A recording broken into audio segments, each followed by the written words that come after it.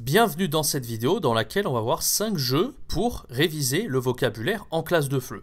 Alors j'ai essayé de vous prendre des jeux originaux auxquels on n'a pas forcément pensé, parce que souvent les professeurs de FLE ils ont cette problématique, c'est comment faire réviser le vocabulaire aux apprenants à part leur donner des devoirs, parce que c'est quand même très important que les apprenants ils retiennent un maximum le vocabulaire qu'on a vu en classe, et malheureusement souvent on n'a pas forcément pensé à comment faire ça de manière ludique et intéressante. Voilà pourquoi j'ai décidé de vous faire ce petit top 5 des jeux pour réviser le vocabulaire en classe de FLE. Avant de commencer ce top, je vous invite donc à rejoindre mes contacts privés dans lesquels je vous envoie une astuce par jour pour l'enseignement du FLE en ligne. Voilà, donc n'hésitez pas, c'est un énorme complément à mes vidéos quotidiennes que je fais déjà sur YouTube, où je vous en donnerai davantage dans les mails privés. Donc voilà, n'hésitez pas à rejoindre mes contacts privés, c'est le premier lien dans la description. Voilà, n'hésitez surtout pas, premier lien dans la description. Ceci étant, passons maintenant au top 5. Alors la première méthode en fait pour faire réviser le vocabulaire à vos apprenants, alors d'ailleurs c'est pas forcément un jeu, j'appellerais plutôt ça une méthode, c'est le SRS, ce qu'on appelle le SRS, donc le système de répétition espacée. Alors, qu'est-ce que c'est exactement? Alors je vais vous expliquer en fait dans un instant, mais c'est tellement important le SRS en fait, que ça mériterait une vidéo à part entière. Il faut absolument que je vous fasse une vidéo pour expliquer le principe du SRS et pourquoi c'est important de dire à ces étudiants de l'utiliser. Parce que le problème en fait c'est que si après votre cours, même si vous avez des méthodes, les 5 méthodes qu'on va voir, les 5 jeux qu'on va voir pour réviser le vocabulaire, même si vous le faites ça avec vos apprenants, c'est pas dit que le jour d'après ou une semaine après ils aient tout oublié ce que vous leur avez appris comme vocabulaire. Donc c'est pour ça que le SRS, j'ai préféré commencer par vous parler de ça, c'est que ça va être important en fait de dire à vos apprenants de l'installer et de pratiquer le SRS. Alors, je vais vous expliquer un petit peu le principe. Donc, comme je viens de le dire, l'idée du SRS, c'est le système de répétition espacée. Moi, je l'ai énormément utilisé pendant des années et des années pour apprendre les langues. J'ai notamment appris l'allemand en utilisant le SRS, j'ai appris l'anglais, bien sûr, et maintenant j'apprends aussi le chinois. J'avais même appris, en fait, il y a quelques temps, dans mon ancienne chaîne YouTube, pour le russe et le japonais.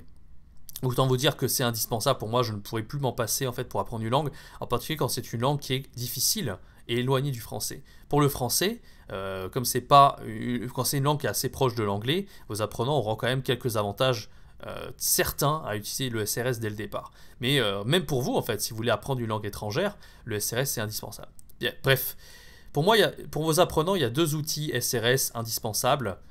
Je vous conseille d'abord dans un premier temps Mosalingua. Alors pourquoi Mosalingua? C'est plus facile à prendre en main en fait que Anki. Alors en fait il y a 2 outils SRS, Mosalingua et Anki. Il y en a d'autres qui existent, mais on va dire que le meilleur des meilleurs c'est Anki. Mais comme je vous l'ai dit, il faudrait que je vous fasse une vidéo à part entière dédiée à Anki. Si vous voulez quelque chose de plus simple pour vous et pour vos apprenants, utilisez d'abord Mosalingua. Il y a une version light et une version premium. Vous pouvez demander à vos apprenants d'utiliser la version light. Et si ça leur plaît, ils peuvent tout avoir. La version premium pour quelques euros, elle coûte 2-3 euros je crois de mémoire. Enfin, c'est vraiment un super outil.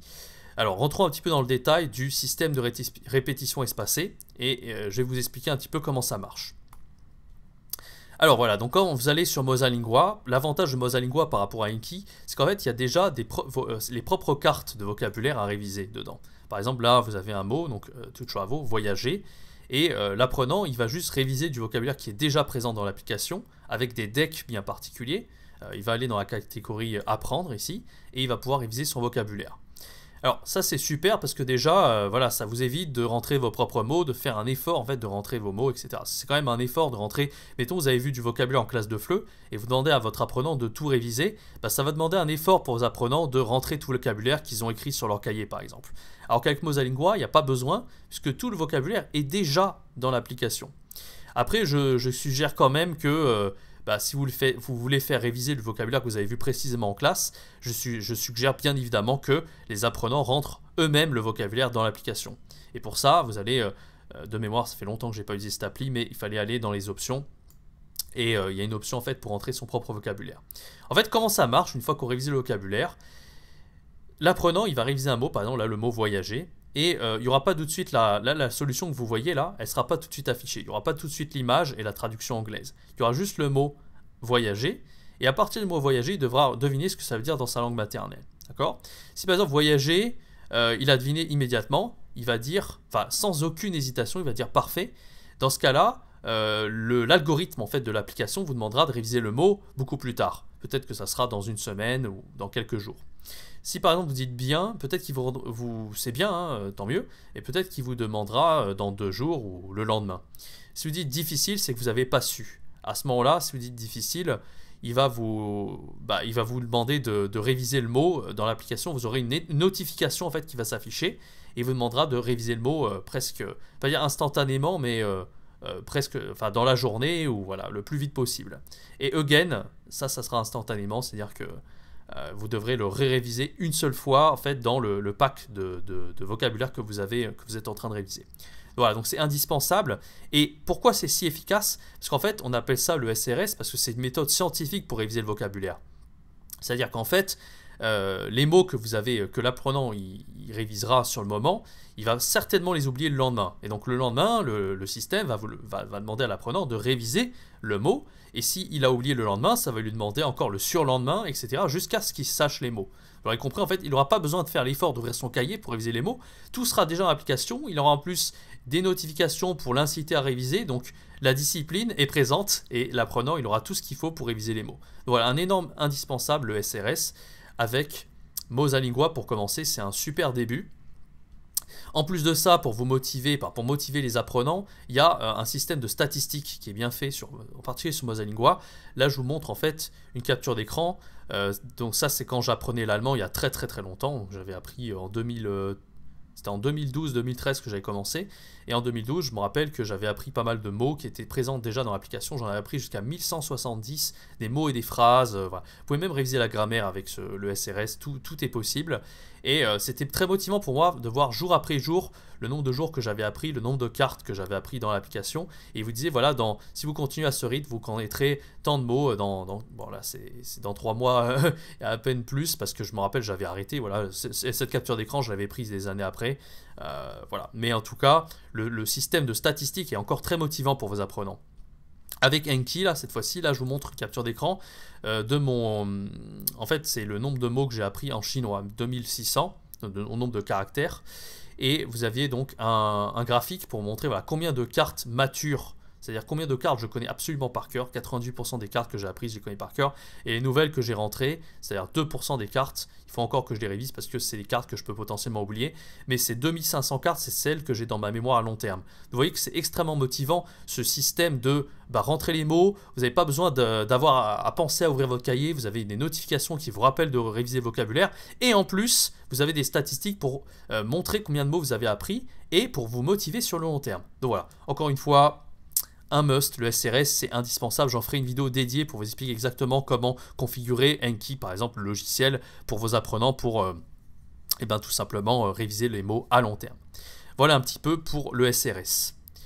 Alors, une deuxième méthode pour réviser du vocabulaire, ce sont les QCM, donc les questionnaires à choix multiples interactifs. J'en avais fait une vidéo en fait pour présenter Kahoot, donc qui est une interface pour faire des jeux ludiques et interactifs pour vos apprenants. Vous pouvez réviser n'importe quoi avec Kahoot. Et donc j'en ai fait une vidéo pour montrer en fait les types de choses que vous pouvez réviser au niveau du vocabulaire par exemple. J'avais montré comment réviser les chiffres, les nombres notamment. Et puis j'avais montré d'autres types d'applications. J'avais même montré comment faire vos propres Kahoot en fait. Donc si vous êtes intéressé par rapport à ça, je vous mets cette vidéo dans la petite fiche qui s'affiche en ce moment même en haut à droite de l'écran si vous voulez voir la vidéo. Voilà. Après, sur les QCM interactifs, il n'y a pas seulement Kahoot. Il y a une autre vidéo que j'avais faite concernant les Learning Apps, notamment qui veut gagner des millions. Et donc, j'avais montré comment faire pour la compréhension écrite. Mais vous n'êtes pas obligé de faire la compréhension écrite. Vous pouvez très bien faire de la révision de vocabulaire avec ça. Donc pareil, je vous mets le lien, je ne peux pas le mettre dans la petite fiche, mais je mets du coup le lien dans la description de cette vidéo où je montre comment faire des Learning Apps, en particulier celui sur qui veut gagner des millions, celui qui nous intéresse donc pour faire de la révision de vocabulaire avec vos apprenants.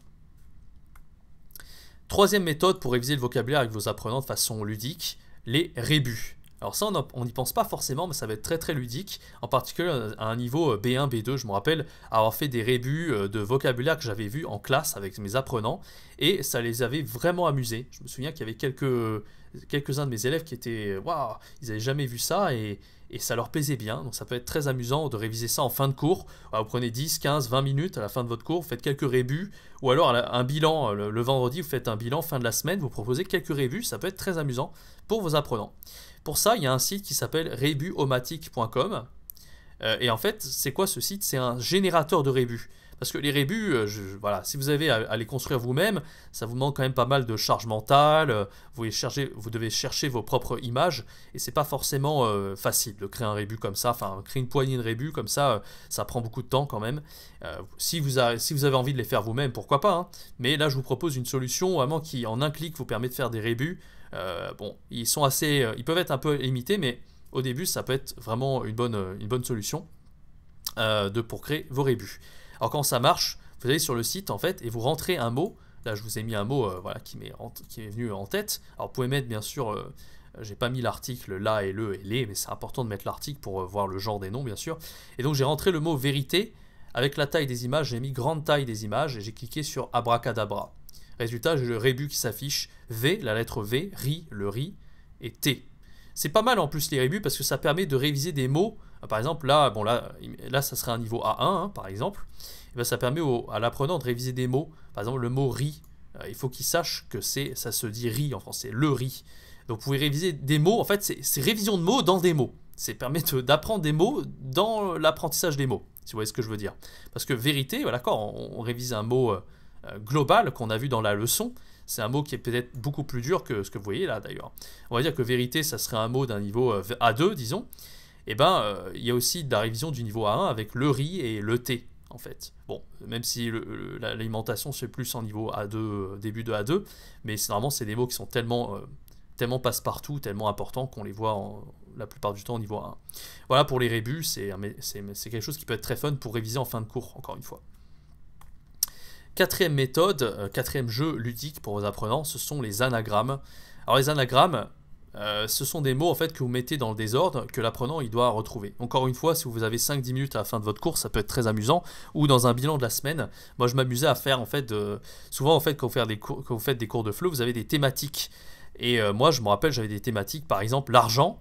Et à la fin de la semaine, je leur demandais de réviser des mots sur l'argent. Et donc, je faisais des anagrammes, par exemple, ou des rébus.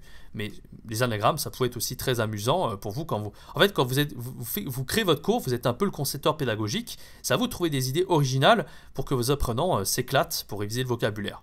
Un exemple tout de suite. Donc, je vous ai dit par rapport au thème de l'argent. Et donc on avait vu pas mal de mots en cours tout au long de la semaine ou même pendant quelques jours. Et bien à la fin il fallait qu'ils trouvent les mots et donc ils devaient regarder dans le cahier. En fait ils avaient noté, alors dans le cahier c'est pas ce qu'il y a de plus facile pour trouver les mots parce que l'apprenant il doit juste regarder de page en page, voyez, toutes les notes qu'il a pris pendant votre cours. Et voilà, c'est pas forcément toujours évident. Dans les cours en ligne ça peut être sur un Google Doc par exemple, voilà, ou peut-être que l'apprenant il prend quand même un cahier pour prendre des notes. Mais je vous ai parlé du système SRS en début de vidéo. Ben, le SRS, c'est génial parce que tous les mots que l'apprenant il aura rentrés dans l'algorithme, et ben, en une recherche, il peut les trouver instantanément. Et donc, ce sera plus facile pour lui. Donc là, par exemple, s'il doit trouver ce mot-là, Trump, je me rappelle, je m'étais amusé. Voilà, vous pouvez partir dans des délires des fois quand vous faites vos propres exercices. Voilà, c'est comme ça qu'on prend du plaisir en tant que prof de FLE. C'est vraiment en faisant sa propre sauce en fait. Si vous reprenez des choses toutes prêtes, vous serez moins motivé à faire cours, mais si vous avez des petites choses, de l'imagination, vous faites vos propres activités, c'est toujours amusant voilà, pour faire vos cours. Parenthèse refermée, là le mot c'était un emprunt. Alors, vous voyez, je suis parti dans un petit délire, mais on l'avait vu en cours, de toute façon, c'était facile pour l'apprenant de le trouver. Bien sûr, quand vous voyez le mot comme ça, même en tant que francophone, qu'est-ce que c'est que ça? On ne peut pas le trouver.